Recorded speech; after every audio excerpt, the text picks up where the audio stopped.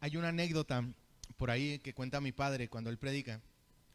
Y no sé si es de esas anécdotas que dicen que son anécdotas, pero nadie las ha visto, a nadie les consta, pero nadie tiene dudas tampoco. Entonces dice que había una viejita en un culto y cuando había ido a ese culto, en esa iglesia pues no decían gloria a Dios ni aleluya. Y, y pues todo muy serio, todo muy así. Entonces esa hermana llegó y cuando estaba en el servicio pues decía algo el que estaba ministrando y ella pues afirmaba y decía amén, gloria a Dios. Y pues la volteaban a ver todos así para atrás de pues, ¿quién es? ¿Quién grita? Y se acercó uno de los sugieres y le dijo hermana, y la vio muy humilde, muy viejita y humilde, le dijo mira hermana, guarde silencio y ahorita que se acabe el culto le vamos a comprar unos zapatitos. Y dijo ella, pues yo con zapatos o sin zapatos adoro a mi Cristo. Hermanos, pues uno con dolores o sin dolores, uno no se puede echar para ningún lado más que caminando para adelante. Solamente, da igual, nadie nos prometió en esta vida que no tendríamos este tipo de situaciones, entonces no pudiéramos hacer de ellas como una singularidad y decir, no, pues ya no puedo ni tocar ni pararme porque me duele mucho. Pues ¿qué más da? Vamos a adorar al Señor y si al Señor le place, el Señor es muy generoso y de repente sana a veces uno sin estarlo pidiendo, en su generosidad sabe que uno lo necesita y lo hace. ¿Qué le parece si oramos? Padre, en esta reunión que tenemos en su nombre, hoy queremos, Señor, que con su palabra nos edifique y nos auxilie. Hoy queremos que su palabra, Señor, habite abundantemente en nuestra vida.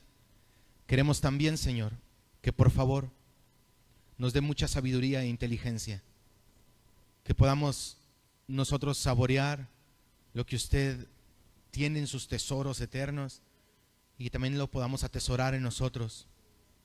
Decía el salmista, en mi corazón yo he atesorado tus dichos para no pecar contra ti. Señor, que así sea con nosotros, que podamos atesorarlo, para no ser, Señor, fríos, apáticos, indiferentes a usted, a su bendita palabra, la cual es sobre todo y usted la ha puesto, Señor, por encima de cualquier experiencia que nosotros podamos tener.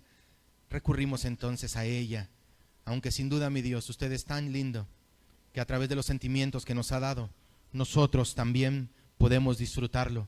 Pues hoy, mi Dios, después de haberlo disfrutado en alabanza, en adoración, auxílienos para escuchar su palabra. En el nombre de Jesús. Amén.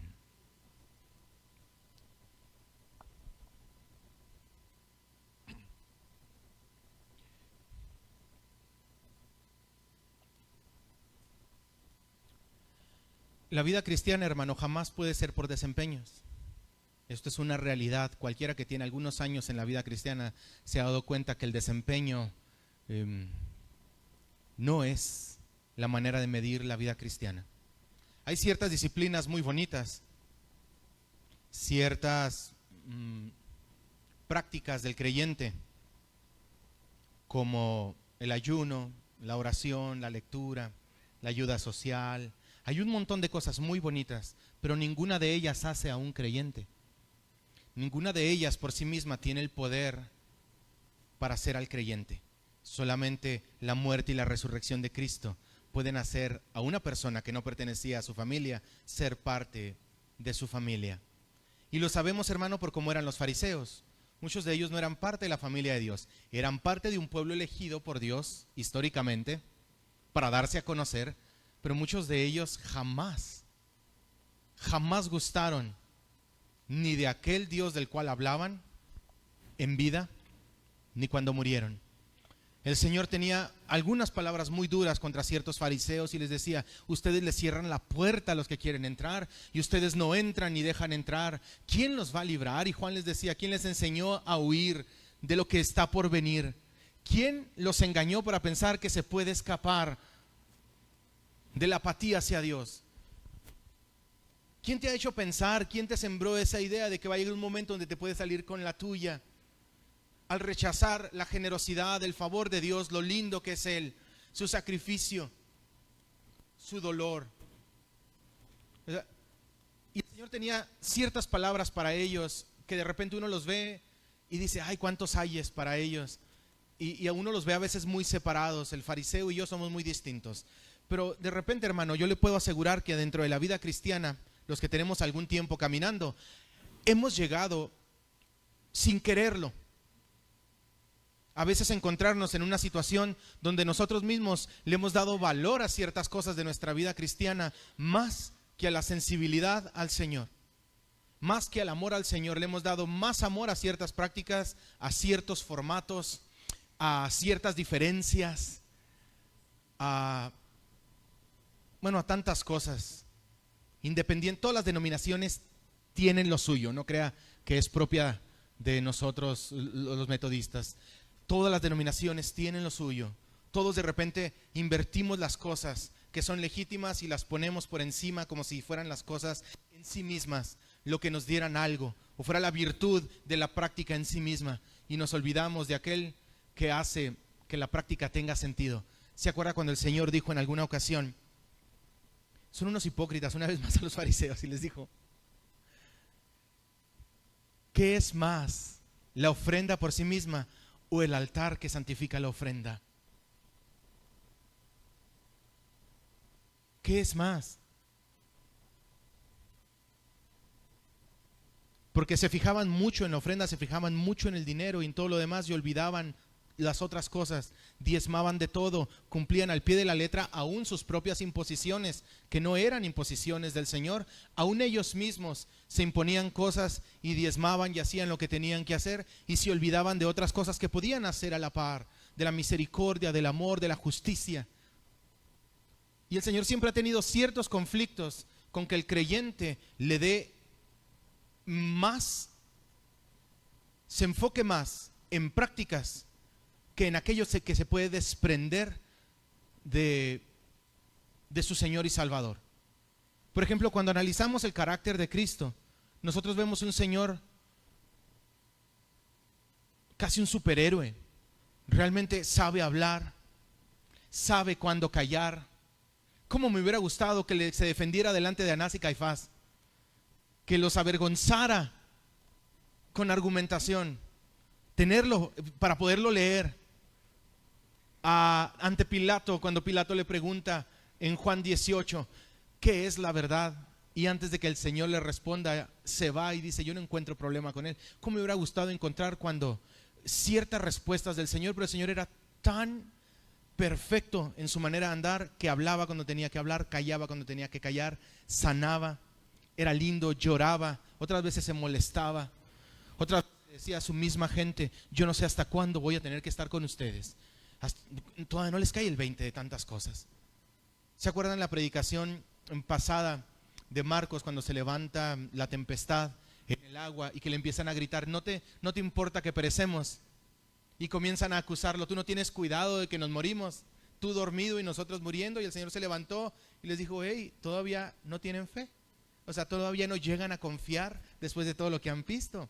Todavía siguen pensando que la situación tiene tanto poder como para destruirlos y que están solos.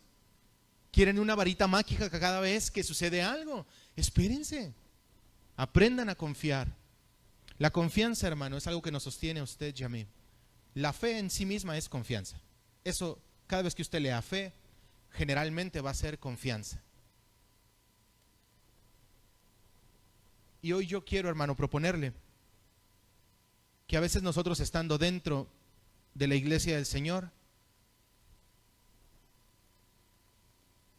cuando otras personas están haciendo cosas para el Señor, nos incomodan.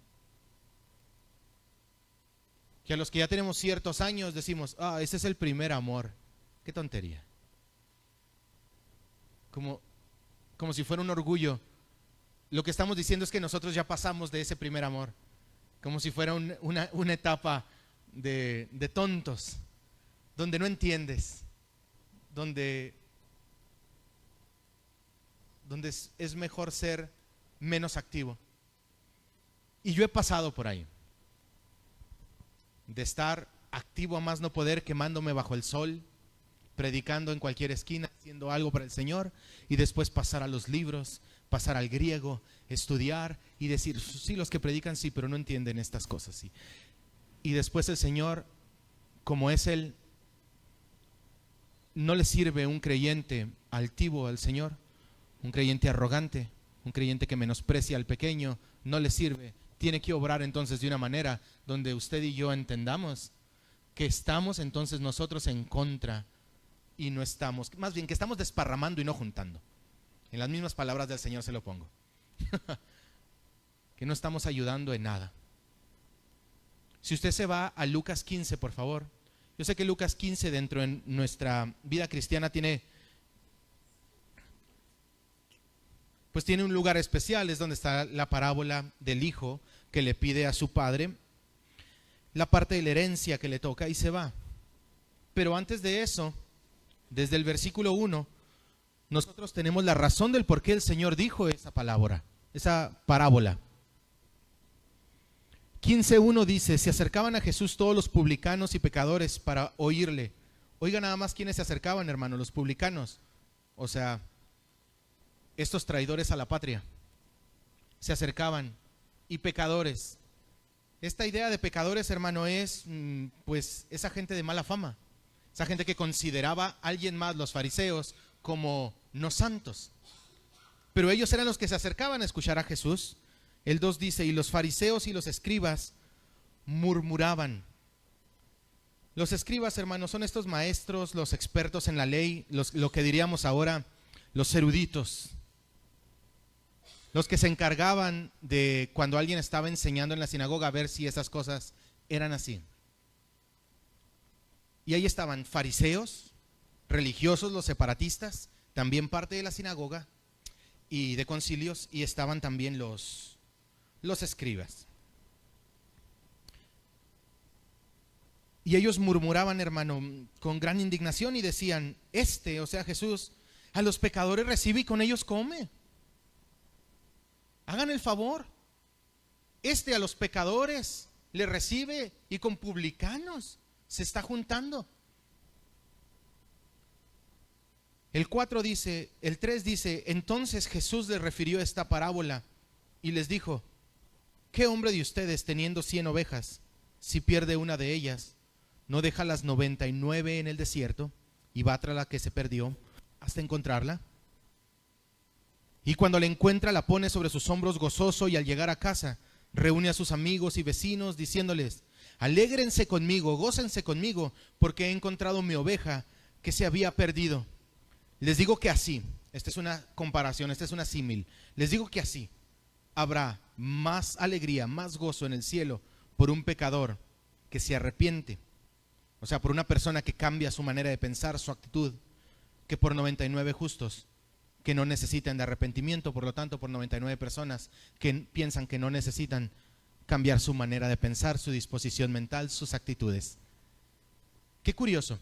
Es el Señor recibiendo a estas personas, juntándose con estos pecadores, y se supone que los que están del otro lado, porque eran de entrada judíos, no eran gentiles, eran judíos los que estaban juntándose con el Señor. Y los fariseos y los escribas, judíos también del mismo modo, pero conocedores de la palabra de Dios, lejos de enfocarse en ellos, ya habían hecho cierta categorización y decir: hay ciertos humanos que están de este lado con Dios y hay ciertos humanos que no van a estar con Dios porque son así. Y lo que no lograban armonizar es cómo esta persona que habla así, como esta persona que hace estas cosas, Jesús, se junta con ellos. Porque anteriormente ya había estado cenando en la casa de uno de los fariseos que era gobernante en el capítulo 14. Ya había estado Jesucristo allí.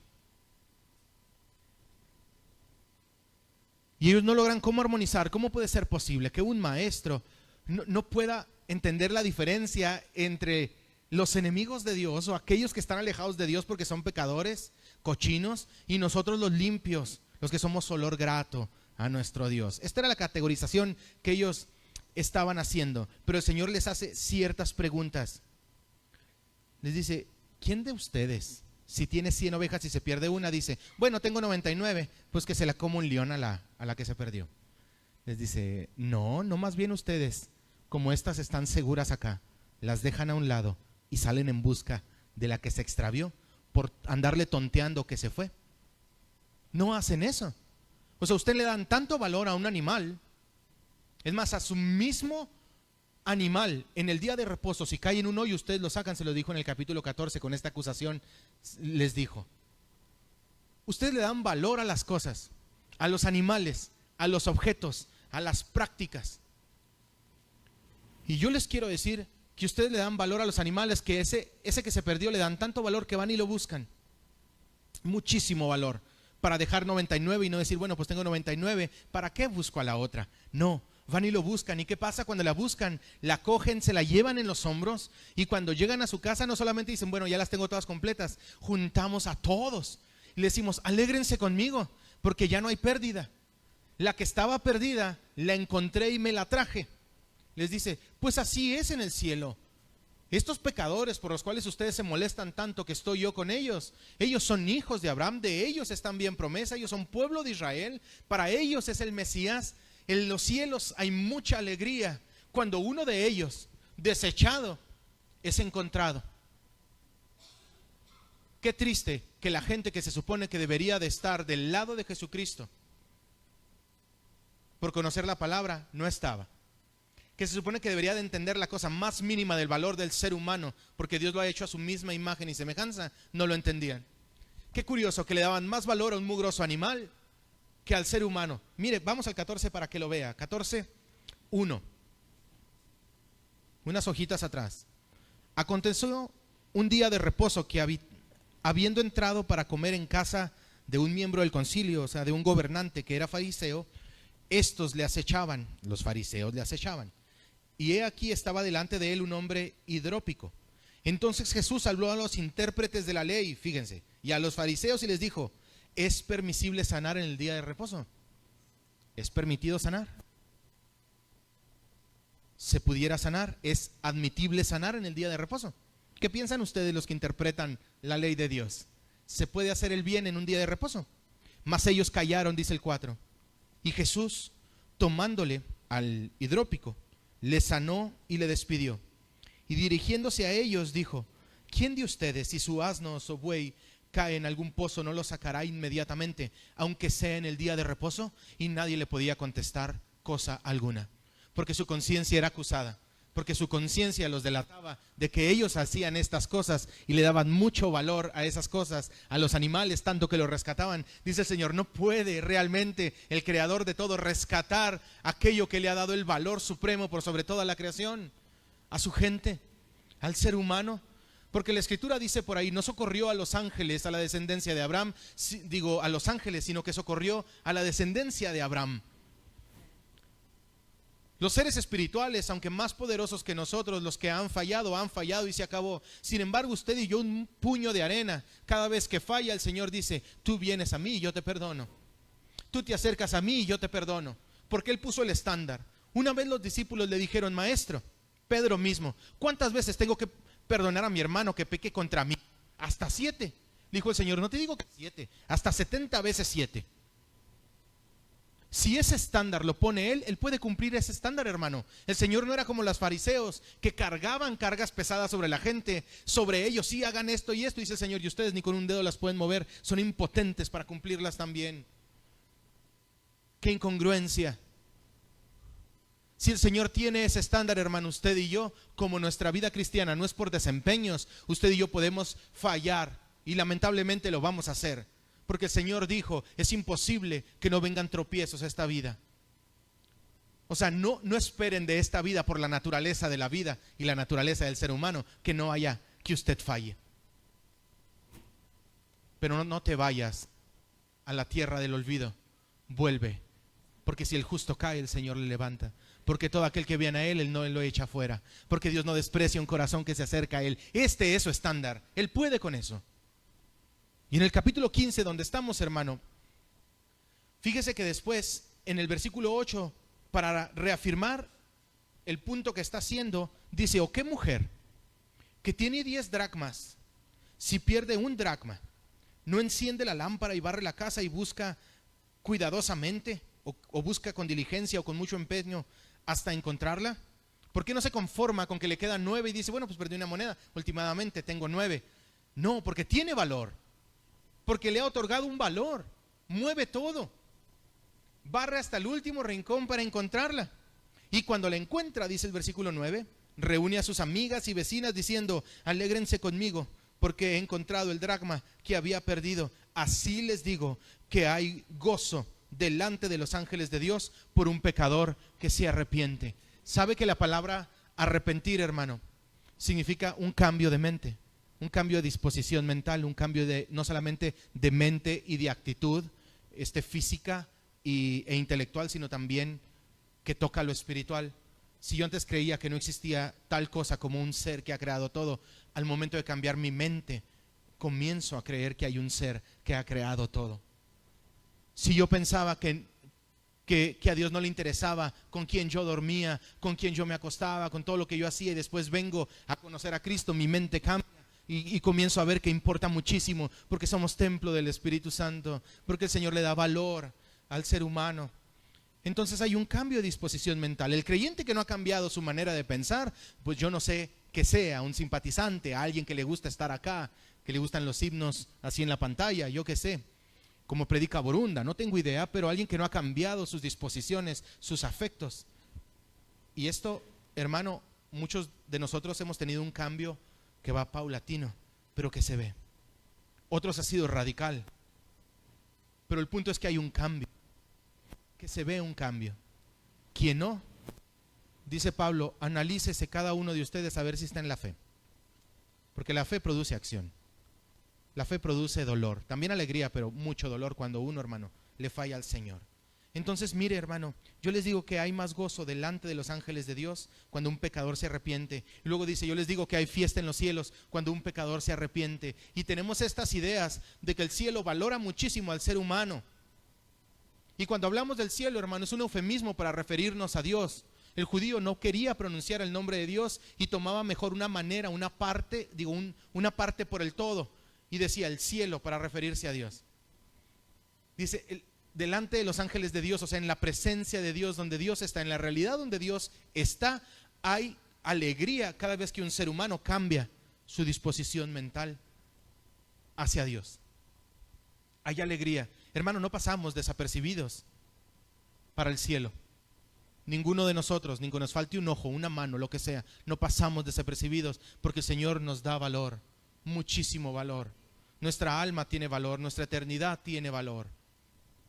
Estos pecadores, a los cuales despreciaban los intérpretes de la ley, los eruditos de su tiempo y los publicanos, ellos, como Jesucristo tenía los lentes y la visión del cielo, les daba el valor que ellos merecían y se juntaba con ellos. No para confirmarlos en donde estaban, para transformarles. ¿Qué es lo que hacemos usted y yo con nuestros vecinos o lo que hacemos en nuestra área de trabajo o con aquellos que no conocen al Señor? No nos juntamos para confirmarlos donde están, nos juntamos, hermano, porque cabe la posibilidad de que en algún momento se pueda llegar a la plática, a esa plática, a la que es el parteaguas, cuando uno dice, yo recuerdo cuando el Señor llegó a mi vida. A eso. Es la misma intención. Y para reafirmar el punto del valor de las 99 y de la una y de la alegría y de las 9 monedas y de la que se perdió y lo ser encontrado y la alegría y decir, se supone que yo debería juntar a mis amigos, ustedes se supone que deberían de ser los amigos de Dios y alegrarse de que se están encontrando a los perdidos, como el que ha encontrado a su oveja, como el que ha encontrado la moneda. Ustedes deberían estar alegres por eso. Se supone que debería ser así, no está siendo así. Pero para aclarárselos más, les cuenta ahora sí la parábola, hermano, que todo el mundo le ha puesto, la parábola del hijo pródigo. No me voy a meter si me gusta o no el título. El 11 dice, también dijo, un hombre tenía 2 hijos. Y el menor de ellos dijo a su padre, Padre, dame la parte de los bienes que me corresponde. Y les repartió los bienes. Fíjese, les repartió los bienes en plural. No solamente le dio al menor los bienes, hizo ya en vida lo que le tocaba a cada uno de ellos. A los 2. 13. No muchos días después, juntándolo todo, el hijo menor se fue lejos a una provincia apartada y allí desperdició sus bienes, viviendo perdidamente. Y cuando todo lo hubo malgastado, vino una gran hambre en aquella provincia y comenzó a faltarle. Y fue y se arrimó a uno de los ciudadanos de aquella tierra, el cual envió a su hacienda, o sea, a su campo, a su tierra, para que alimentara a los cerdos. Imagínense este relato, hermano, en boca de Jesucristo con judíos, cuando ellos tenían muy en mente Levítico 11, cuando les dice, el cerdo será impuro. Está mandando a adinerado, a cuidar cerdos. Haber sido repugnante escuchar esto. ¿Cómo? Que a cuidar cerdos. Sí, lo mandó a cuidar cerdos. Y todavía es más caótico cuando en el 16 les dice: y deseaba llenar este joven su estómago de las algarrobas que comían los cerdos, pero nadie le daba. Pongámoslo en palabras, bueno, a lo mejor no son tan contemporáneas, pero cuando mi papá criaba cerdos, porque él hacía chicharrones y chorizo, juntábamos el friego, mucho friego, se le hacían gusanos al friego, olía horrible, y luego lavar el pedazo de cemento donde estaban los marranos, siempre era asqueroso, siempre era horrible, sabían muy bien. Unas tortillas recién hechas y salsa valentina sabían muy bien, pero son feos los cerdos. Una marrana se comió a sus cerditos, los parió y luego se los volvió a comer. Y era algo detestable. Cuando yo de niño, cuando yo no sabía por qué mi papá tenía esas cosas. Disfrutaba cuando los comía, pero eran muy cochinos. Yo tengo muy malos recuerdos de los cerdos. Yo desear comer lo que yo recuerdo de ellos contemporáneamente, ese tambo de aceite lleno de friego donde todos los vecinos llegaban a soltar lo que querían, el olor cuando se tendía la ropa o me mandaban a descolgar la toalla, y ver los gusanos en el calor del sol y decir: tengo tanta hambre, tal mal me está yendo que me quiero comer eso. A mí se me hace, hermano, nada romántico, como algunos quieren ver esta parte de la parábola cuando el Señor la está diciendo. Veamos lo caótico que pasó. Él no tenía necesidad de nada. Este joven pensó que adquiriendo lo que él necesitaba ya en vida, antes de que su papá se muriera, porque no podía esperar a que se muriera, ya dámelo. Se lo dio, y él, tratando de encontrarse a sí mismo, se perdió a sí mismo, tratando de vivir su vida donde pensó que sin límites, donde él solo, donde pudiera disfrutar las cosas, se encontró con dolores que jamás pensó encontrarse. Pensó que iba a ser genial no tener límites, no tener un papá, no tener un horario, no tener a quién responderle, simplemente un montón de dinero, un país extranjero donde nadie me conozca, vivir mi vida. Pero déjame te digo, yo hice eso. Los que han escuchado mi testimonio, yo hice eso. Yo pensaba que no tener horarios era lo mejor, que no tener un viejo y una vieja encima de mí diciéndome qué hacer y qué no hacer era mejor, que no me invitaran a la iglesia porque me caía mal esto me caía mal, los cultos me caían mal, todo me caía mal. Yo odiaba al Señor, yo se la rayé a Dios, yo le canté un tiro a Dios, yo despreciaba a Dios, yo estaba seguro que Dios no existía. Y cuando yo llegué a Chihuahua era genial no tener a nadie encima de mí, vivir solo. Pero cuando nada más tenía tostadas y mayonesas para comer, se me quitó ese sentimiento de la trompa del ferrocarril. ¿Cómo llegué hasta acá? ¿Sabe? Si bien mi familia no es de dinero, de nada de dinero, lo que le sigue de nada de dinero, la tortillita de harina y los frijoles jamás faltaban en mi casa con el chile curtido. Las gorditas de huevo hechas en chile colorado, porque no había para carne, no faltaban en mi casa con mi mamá. La quesadilla no faltaba en mi casa. Y sabe que cuando yo pensé que me iba a encontrar a mí mismo, cuando yo pensé que iba a vivir mi vida ahora sí, sin esos horarios, sin que me dijeran ve a la iglesia, arrepiéntete, busca al Señor, como decía mi papá, yo pensé que eso iba a ser lo mejor. Me tomó muy poco tiempo para ver el fracaso de mi vida personal, la bancarrota de mis decisiones. Muy poco tiempo tomó. Y como él, tal vez yo no tenía friego, pero la mayonesa y las tostadas tampoco es muy apetecible, hermano. Este joven, estando ahí, le cuidaban hasta la comida, porque tenía más valor el cerdo dentro de la hambruna por la situación que la vida de esa persona. Aparte es un extranjero, últimamente. Aliméntame a mis animalitos y no te comas nada de ellos. Primero están ellos. Todos los valores, hermano, totalmente volteados. Pero en esta situación, en el versículo 17, dice: y volviendo en sí, dijo. Mira, hermano, esto es genial. Esto es hermoso. Esta es una expresión idiomática. Volviendo en sí. O sea, cuando le cayó el 20, cuando pudo razonar, cuando contempló la situación, cuando vio todo. Estoy aquí, cuidando cerdos. Cuando yo estaba, si bien lo recuerdo, cotorreándola bien, pasándola bien. ¿Cómo fue llegar hasta acá de punto A a punto B tan rápido? Al punto de no tener que comer, cuando seguramente al tener mucho dinero se desperdicia la comida, hermano. Usted lo sabe. Y yo, cuando nos caen los 600 pesos de la tarjeta de vales, sí, cóbrese. Pues está ahí y dice la escritura, y volviendo en sí, dice, ¿cuántos trabajadores en la casa de mi papá tienen abundancia de pan? Y yo aquí perezco de hambre. En otras palabras, yo aquí me destruyo de hambre. Yo aquí muero de hambre. Yo aquí me destruyo con el hambre. Yo recuerdo la casa de mi padre y se acordó. Dice, yo soy un trabajador acá y mi papá a sus trabajadores no los trata como a mí. Ellos tienen abundancia de comida. Ellos no tienen que desear lo que yo estoy deseando acá. ¿Sabe qué, hermano? Comienza los engranes de la conciencia a trabajar con este joven como trabajó en algunos de nosotros y a decir, ¿qué hago acá? ¿Cómo llegué acá? Lo triste a veces es, hermano, que muchos del barrio, del mío, jamás llegaron a esto y ahorita están perdidos viviendo en una tapia por las drogas en las que se metieron y jamás han podido llegar a decir, ¿cómo llegué acá? Existe la oportunidad y la posibilidad para algunos de nosotros de repensar cómo, alegorizando un poco, cómo es que has llegado a estar con los cerdos. ¿Cómo es que has caído hasta allá? De pertenecer en la familia de Dios. ¿Cómo es que te has ido hasta allá?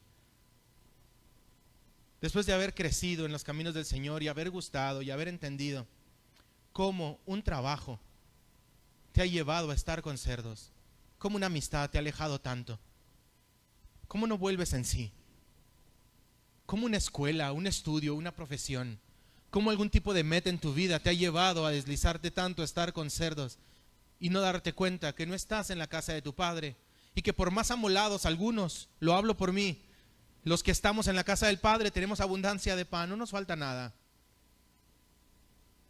¿Cómo es que algunos se deslizan tanto a tal grado de no poder llegar a ver que pasa el tiempo, los años y decir, ¿cómo? Por una relación he bajado tanto a estar acá, Señor. ¿Sabes? Pero existe la posibilidad de volver en sí. Esto es lo lindo de esta parábola. Existe la posibilidad de cambiar de mentalidad, de perspectiva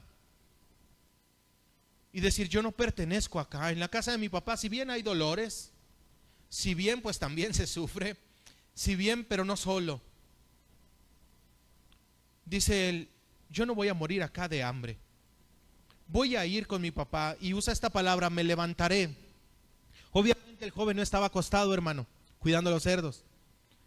Lo que él está tratando de decir es, yo voy a salir de aquí. Es como si fuera un hoyo para mí, es como si fueran arenas movedizas. Para mí, yo me voy a sacar de acá, me voy a levantar y voy a ir con mi padre y le voy a decir, papá, yo he pecado contra el cielo, he pecado contra ti, he perdido mi valor como hijo, tanto que yo no merezco ser llamado tu hijo. He perdido mi dignidad, tal vez no valgo la pena ya como hijo. No me recibas como hijo, recíbeme como un trabajador, porque pues tus trabajadores les va mejor de lo que yo he experimentado como trabajador en otro lado. Nadie es como tú. Nosotros asumimos, hermano, de repente que como es aquí siempre es la vida, pero no, los que hemos vivido fuera de la familia de Dios y dentro de la familia de Dios podemos ver que no es igual. Aparentemente sufrimos todos igual. Mire, nos matan a nuestros seres queridos, perdemos en muchas situaciones y aparentemente nos pasan las mismas cosas y pudiera ser que no hay diferencia, pero sí hay mucha diferencia, hermano. En la casa del Padre tienes al Padre, fuera de la casa del Padre no tienes a nadie. Los amigos se acaban con la pérdida de las cosas. Los proverbios lo dicen, al pobre nadie lo quiere. Al rico les sobran amigos por debajo de las piedras, también los proverbios lo dicen. Esto es una condición del ser humano. En la casa del Padre está el Padre, esa es la ganancia.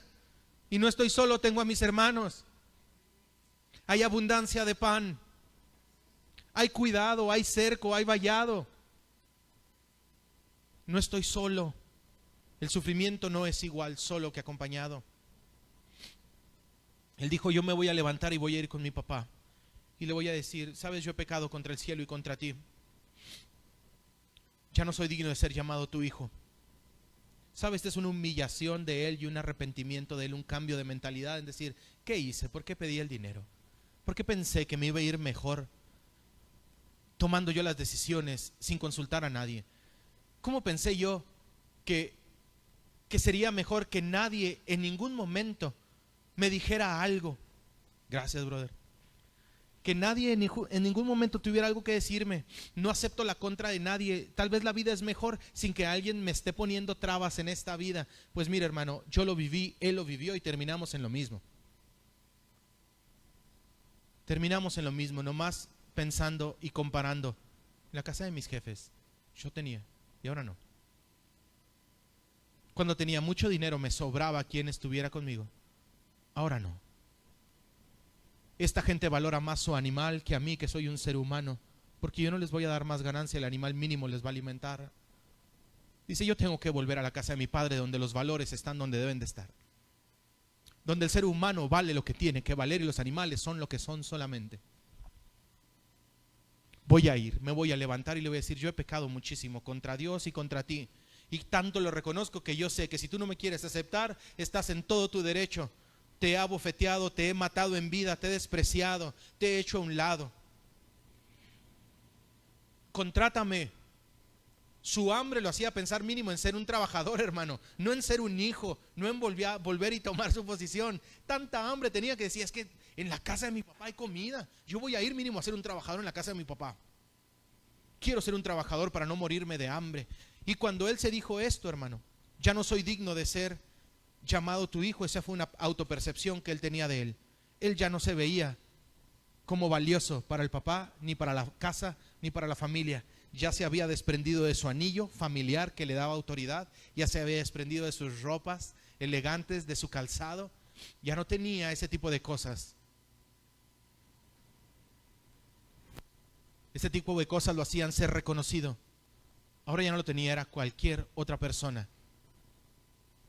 Y él dice, yo ya no tengo valor.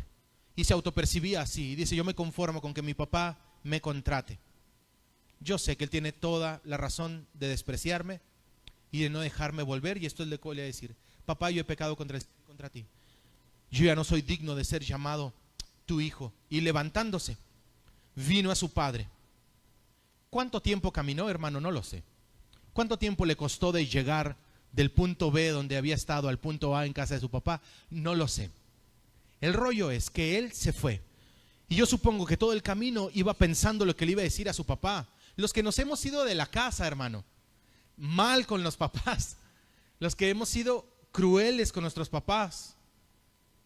Los que les hemos levantado el puño a nuestros padres, volver a la casa del papá, uno va muy avergonzado cuando se le quita lo tonto de la cabeza.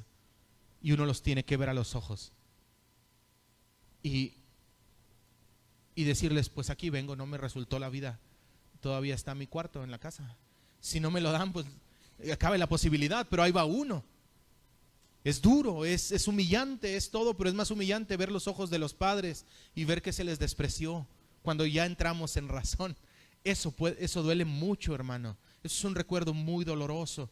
Y yo me imagino que él iba como en su momento cuando yo entré al cuarto de mis papás y quería decirles que Cristo me había cambiado, que iba como meditando y repitiéndome. Yo imagino al hijo pródigo yendo en el camino, papá, he pecado contra el cielo, contra ti, ya no soy digno de ser llamado tu hijo, hazme como uno de tus trabajadores. Sí, eso le voy a decir, papá, he pecado contra el cielo, contra ti, ya no soy digno de ser llamado tu hijo. Ya lo traía bien planeado, bien claro. Y cuando llegó, dice la escritura, que cuando aún estaba lejos, versículo 20, lo vio su padre y su papá fue movido a misericordia, sintió compasión y ¿sabe qué hizo? Corrió y se le echó sobre su cuello y lo besó. Hermano, ¿habrá sido casualidad que el papá estaba afuera y lo vio venir? No lo sé. ¿Habrá salido todos los días a ver si se veía un puntito por ahí que se pareciera a su hijo? No lo sé, pero yo que tengo papás, yo he visto que los papás nunca dejan de ser papás. Que por más animal que es uno, los papás siempre tienen un corazón tan lindo. Yo tengo tantos hermanos y cada uno de nosotros hemos sido tan brutos, pero el amor de ellos ha sido tan diferente para cada uno de nosotros en cada situación que hemos vivido. Pues este hombre lo vio y cuando el hijo no pudo correr, porque haya sido por vergüenza, hermano, por lo que haya sido, dice la escritura que fue el papá el que corrió. Y fue el papá el que se le echó en el cuello y lo besó porque tenía el valor, hermano. El hijo se autopercibía como que ya no tenía valor, que ya no valía la pena volver. ¿A qué voy? Si lo he ofendido tanto. Que me haga como un trabajador. El hijo a sí mismo se veía como que no valía la pena, pero la visión del papá nunca había cambiado. Para el papá no lo podía ver de otra manera, no podía ser un trabajador, no podía ser un portero. Lo único que podía hacer era su hijo. Amigo, ¿me escuchas? Hermano, ¿me escuchas? De repente nosotros tenemos un montón de autopercepciones y sentimientos por lo que sea que usted y yo fallemos. Que a veces decimos, no, yo ya no me voy a acercar, yo ya no vuelvo. ¿Cómo voy a volver después de todo esto? De tanto que me alejé o de lo que dije o me peleé con no sé quién. Si tú vuelves a la casa de tu padre, el padre no te ve como tú te sientes. Ese es un sentimiento personal tuyo, pero no de Dios. El sentimiento de Dios es distinto. No te puede ver de otra manera. Eres el objeto del por cual se derramó la sangre de Cristo, lo podemos ver. No puede cambiar mi situación, lo que yo siento, mi fracaso personal, aún mi naufragio en la fe, la forma en que Dios me ve. Si yo vuelvo a la casa, el Padre me recibe. Si tú vuelves a la casa, el Padre te recibe. Qué lindo es el Señor. Cuando el Padre se le echa al cuello y lo comienza a besar tiernamente, el Hijo le dijo, Padre, he pecado contra el cielo y contra ti, ya no soy digno de ser llamado tu hijo. Y hasta ahí lo cayó el padre, porque el padre comienza a gritar, hey, fulano, ven, tráele a mi hijo el anillo que le pertenece y tráele la ropa que le pertenece y ponle calzado en sus pies que le pertenece, y ve y mata al animal más gordo que tengamos, porque vamos a hacer fiesta. Ya no vamos a estar angustiados, ahora vamos a estar felices, porque mi hijo que antes estaba perdido ahora es encontrado, mi hijo que ahora estaba muerto ahora está vivo. ¿Sabe? Su hijo, una y otra vez repetía, su hijo, su hijo. El hijo decía, yo ya no puedo ser un hijo. Eso no cambió con el padre. El padre no tenía otra manera de verlo, solamente una, era su hijo. Hermano, si tú por alguna situación te has alejado, fallado, te has sentido que no, ese es un sentimiento personal. Eso no tiene nada que ver con la forma en que el padre te ve. Vuelve a su casa humillado. Vuelve y dile, tal vez tú tienes algo que decirle. Tú díselo, estoy seguro que el Señor va a poner en algún momento, como el canto del milagro de Marcos Vidal, sus dedos metafóricamente sobre tus labios y te va a decir, ya no, te quito esa ropa sucia y te pongo una ropa nueva.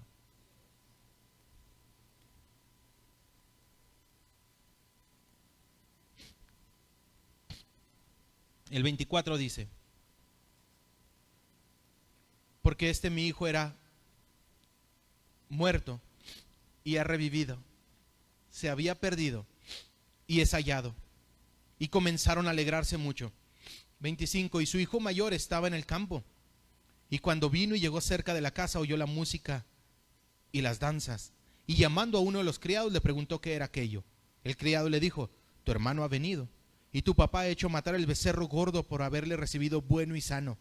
Entonces se enojó y no quería entrar.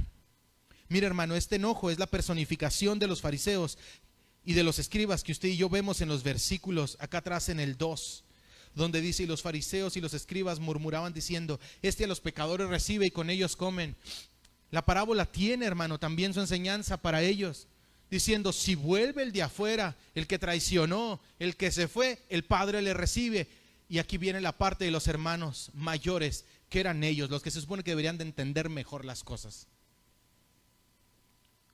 Lejos de estar contentos porque los pecadores estaban con Jesucristo y tenían la posibilidad de conocer a Dios o de cambiar su perspectiva, se quejaban y decían, este se junta con ellos. Y el Señor con esta parábola les dice, no deberían ustedes estar haciendo fiesta de que los que estaban perdidos ahora son encontrados, de que los que estaban muertos a una relación con Dios ahora están vivos a la vida eterna, a una relación viva de a de veras. Así como ellos se enojaron, se enojó el hermano mayor y no quería entrar. Los fariseos no querían participar de lo que Jesucristo hacía y el hermano mayor no quería entrar a la fiesta donde hay alegría. Curiosamente, hermano, irónicamente, la actitud del mayor lo ha dejado fuera de la fiesta, de la alegría. Está enojado. Entonces, ¿qué hace el padre en esta historia que cuenta el Señor? Fíjese qué lindo es el padre. Salió y le rogó que entrara. Le rogó, le suplicó, le dijo, mi hijo, entra, es tu hermano, agarra la onda, entra, alégrate, que no tienes corazón, alégrate, No sabíamos dónde estaba, no teníamos idea de él, por eso para mí estaba muerto, porque yo no sabía dónde estaba. Alégrate. Y él no, al contrario, tiene una reclamación contra el padre y le dice el 29, mas él, el hermano mayor, le respondió y le dijo al padre, he aquí tantos años te sirvo, no habiéndote desobedecido jamás, y nunca me has dado un cabrito para gozarme con mis amigos. Vea nomás la autopercepción del hijo mayor. Tantos años he trabajado para ti como un burro, dice la NTV en esa traducción. Tantos años he estado contigo, hombre tacaño, y no me has dado nada para estar con mis amigos, ni un cabrito. La diferencia entre un cabrito y un becerro, hermano, sí hay. De entrada en el sabor de la carne y en la cantidad de grasa que tienen. Mire, el cabrito tiene como 7% de grasa y el otro tiene 15% de grasa. El de 7% tiene un sabor muy fuerte, así fuerte. El otro lo tiene más suave. Entonces lo que le está diciendo es que ni de lo más amolado, ni lo más chafón le ha dado para gozarse con sus amigos. Pero vea lo que él sentía. Yo siempre he estado aquí, mi papá siempre ha sido un tacaño. Yo siempre he estado aquí, mi papá nunca ha valorado lo que yo he hecho. Yo siempre he estado aquí y mi papá pues miró para otro lado. Esta fiesta debería de ser para mí, que yo nunca me he ido, no para aquel que se fue y malgastó las cosas. ¿Sabe qué, hermano? Déjeme le digo que el pródigo, el joven y el otro hermano, el mayor, ambos estaban distanciados de su padre de maneras muy distintas, porque ambos tenían una autopercepción, sentimientos personales muy distintos a los del padre. El padre los veía como hijos y ellos se veían como otra cosa. Ellos veían al padre no como papá, sino uno como un banco y el otro como una persona totalmente cruel, de que nomás lo tiene trabajando como un burro y nunca le provee de nada. Cuando está en la casa no sufre de nada. El hermano menor le podía explicar, bro, estás muy bien, déjame te digo, estás genial con mi papá. Pero él tenía su autopercepción de las cosas. Hermano, los sentimientos personales no cambian la identidad de los hijos de Dios. Sus sentimientos personales no cambian lo que usted es en la familia del Señor. Esto nos debería de hacer a nosotros descansar un montón. Y le dice, hermano, el 30, pero cuando vino tu hijo, o sea, ya no es su hermano, ¿o qué? Pero cuando vino tu hijo, que ha consumido tus bienes con rameras, has hecho matar para él el becerro gordo. ¿Sabe, hermano? Los orgullosos y los santurrones siempre sienten que no se les trata como se les debería tratar. En serio, los orgullosos, los altivos, los arrogantes dentro del cuerpo de Cristo siempre sienten que no se les trata como se les debería de tratar. Y siempre menosprecian a los otros, al débil. Sí, al que no tiene los recursos que usted tiene para leer lo que usted lee. Sí, al que no estudió donde usted estudió porque no pudo. Sí, al que no habla como usted, al que dice mucho sí a ese. El orgulloso, el santurrón, el que dice yo tengo más tiempo en esta congregación y si llega alguien nuevo y lo ponen en cierto cargo, luego alguien va a brincar y va a decir no, porque acá vemos más que estamos primero que él, igualito a la otra parábola de la paga de los denarios, de los que comenzó a pagarles por los de al final que a los del primero, idénticos, hermano. ¿Cómo nos cae de repente las parábolas a nosotros la iglesia? Porque así vemos la vida cristiana. ¿Que no te das cuenta que tú no pierdes y yo no pierdo nada si hay alguien nuevo y el Señor lo levanta y le da manera de predicar, que le da voz para cantar, que le da talentos? Tú y yo no perdemos nada. Seguimos dentro de la familia del Señor, seguimos teniendo nuestro anillo, nuestra vestimenta, no cambia nada. Una proyección, hermano, pública no socava quién somos usted y yo en la familia del Señor. No deje que cosas simples como esto, como un pedazo de madera en un cuarto de bloc, le haga, hermano, perder el rumbo y los pies. Usted debe estar cimentado en una cosa: usted ha sido lavado y perdonado y usted es miembro de la familia de Dios. Yo no quiero decir que no pongamos a prueba a aquellos que vienen y que tienen que ocupar un cargo. Yo no estoy diciendo nada de eso. Lo que estoy diciendo es eso es bueno. Lo que yo estoy diciendo es que no tengamos una actitud del mayor, orgulloso y santurrón. El papá, dice el 31, entonces le dijo: hijo, tú siempre estás conmigo. Vea la respuesta del papá. La acusación es: tú nunca me das nada. Y el papá te dice: yo siempre estoy contigo. Y todo lo mío es tuyo. ¿Cómo que nunca te doy nada? No moras bajo mi sombra.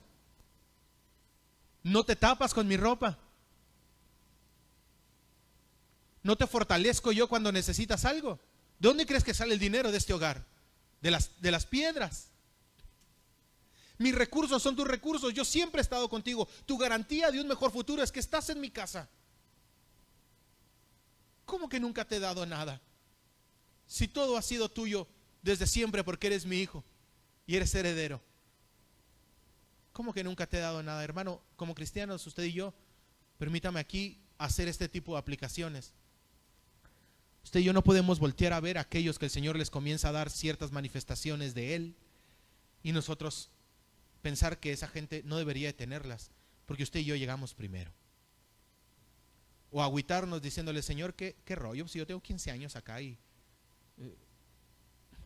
ni la lengua se me traba y a otros ya les diste otras cosas. Hermano, cuidado con ese tipo de cosas.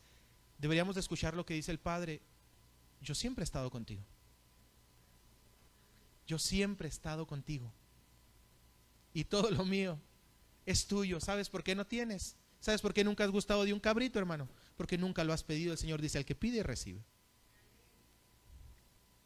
¿Sabes por qué nunca se te ha abierto esa puerta y no sabes lo que hay detrás de esa puerta? Porque nunca has llamado. Porque al que llama, se le abre. Hermano, Dios es muy lindo, Dios es muy generoso. Nosotros los de su familia deberíamos de evitar cualquiera de los dos extremos. Y deberíamos de ver el valor del Padre, cómo nos ve el Padre, a pesar de cómo nos vemos nosotros.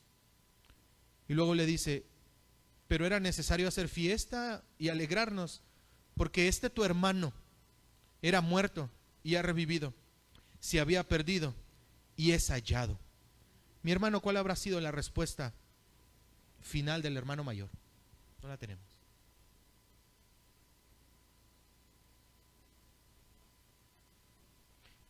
¿Cuál habrá sido la respuesta? ¿Habrá entrado?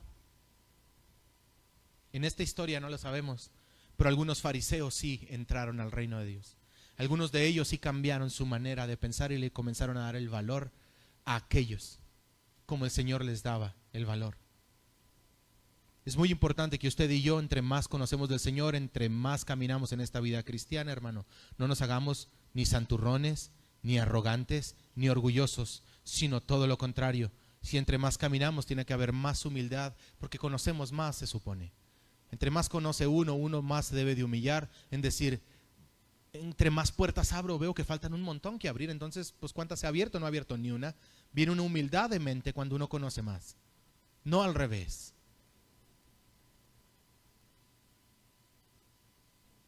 Dios le da valor al ser humano.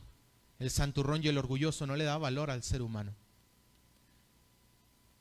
Dios levanta, restaura y hace notorio al pecador cuando lo ha aceptado en su familia. El santurrón, el orgulloso y el religioso no quiere eso. Esa es mucha de las razones por la cual a veces no crecemos como congregaciones. Porque no queremos que nadie entre, pero tampoco que nadie salga. Y estamos bien. ¿Qué? ¿Somos eternos? Todos vamos a envejecer y nos vamos a morir, se va a quedar todo esto vacío. No digo que ustedes, hablo en general a veces en la actitud que tomamos. Es necesario, hermano, quitarnos la actitud del hijo mayor y aquellos que están en la condición del hijo menor, que se han deslizado y se pueden preguntar, ¿cómo llegué a la situación en la que estoy? Tal vez no es tan caótica, tal vez no, pero sí es caótica porque sabes que no estás en la casa del Padre, que no has disfrutado del Padre. Puedes tomar la actitud también del hijo y decir, voy a volver en sí y volveré a la casa de mi padre y le diré lo que le tengo que decir. Y el hijo mayor decirle, tienes razón, papá, mi hermano, está en la casa y es necesario que haga fiesta con él y me alegre porque está en la casa, porque ha vuelto. ¿Qué le parece si oramos? Señor, en este día, mi Dios, muchos de nosotros tenemos algún tiempo en su casa. A veces damos por hecho, Señor, que la belleza de la casa. A veces ni la admiramos, nomás entramos y salimos y nos vamos. Mi Dios, yo le pido que hoy, por favor, nos abra los ojos para ver la belleza de estar en su casa. La belleza, Señor, de su voz, de su compañía. No solamente asumirla, como los hijos que entran a su cuarto, se cambian, cogen su coche y se van, y sus papás ahí. No, Señor, así no. Ayúdenos a cambiar nuestra percepción, a entrar a su casa, a mirar lo bello, a fijarnos, a escucharle, a que cuando nosotros llegamos con sentimientos personales que nadie más puede compartir más que nosotros, el individuo que lo sentimos, y si nosotros llegamos sintiendo algo, mi Dios, poderlo ver y que usted diga: hijo, cuando yo no me consideraba hijo, hoy ya no digno de ser su hijo, volver a escuchar de usted, de su espíritu, Señor, ese testimonio que nos da en que somos de su familia. Mi Dios, auxílienos muchísimo, que ningún sentimiento personal nos separe de su casa, nos separe, Señor, de usted. Aquellos hermanos con actitud, mi Dios, del hijo menor, auxílielos. No son jornaleros, son sus hijos. Corra hacia ellos, Señor. Cámbieles las ropas porque ya no pueden caminar. Cárguelos, Señor, como el pastor, como esa oveja descarriada. Cárguelos sobre sus hombros y tráigalos, mi Dios, una vez más al redil. Usted es el buen pastor. Usted, mi Dios, ayúdenos a estar de su lado, a ver las cosas como usted las ve. Ayúdenos a valorar, mi Dios, a las personas como usted las valora. A valorar, mi Dios, la vida como usted mismo nos ha dicho que es. Que nos pongamos los lentes, mi Dios, de su palabra, del nuevo nacimiento, para poder interpretar la vida distinta. Perdónenos lo lento, Señor, y lo torpes que hemos sido en algunas ocasiones. Levántenos, cámbienos, auxílienos y quítenos, Señor, la actitud del hermano mayor. Permítanos disfrutarnos unos a otros, el hermano que ya volvió, el hermano que se integra, el hermano que apenas está volviendo. Mi Dios, que podamos nosotros gozarnos con él y verlo como usted lo ve como su hijo. Nosotros no pudiéramos verlo de otra manera, es nuestro hermano. Ayúdenos, Señor, por favor. Usted dice en su palabra, en Romanos 14, nada más cuidémonos de que no nos comamos unos a otros. Señor, que nuestras diferencias no nos lleven a comernos y a destruirnos unos a otros. Por favor, espíritu de unidad, obra en nosotros. Por favor, espíritu de unidad, obra en nosotros. Únenos, atrae a los tuyos y a nosotros, Señor, cámbianos en nuestra manera de percibir las cosas para alegrarnos con las fiestas que usted hace, Señor, cuando alguien vuelve a su casa. Que la podamos disfrutar, se lo pido en el nombre de Jesús. Amén. Amén. Mis hermanos, siempre es un gusto venir con ustedes. Es una iglesia muy linda. Es algo muy lindo estar con ustedes. Son rostros muy lindos. Y acá tengo amigos que quiero muchísimo y que respeto. Muchas gracias, hermano, por la invitación. Yo no sé qué sigue. Vale.